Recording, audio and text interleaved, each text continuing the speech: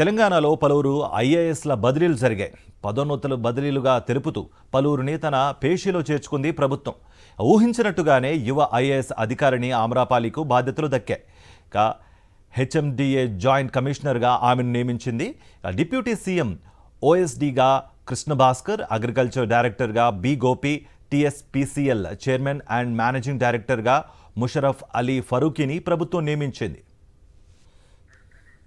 ట్రాన్స్కో జేఎండీగా Sandeep Kumar, TSNPDCL Warangal chairman and managing డైరెక్టర్గా కర్నాటి వరుణ్ రెడ్డి, వైద్య ఆరోగ్య శాఖ సెక్రటరీ, ప్రిన్సిపల్ కమిషనర్గా శైలజ రామయ్యలను నియమించారు.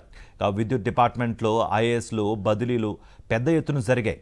సయ్యద్ అలీ ముర్తజా రిజ్వీకి ట్రాన్స్కో చైర్మన్ అండ్ ఎండీ బాధ్యతలు అప్పజెప్పారు.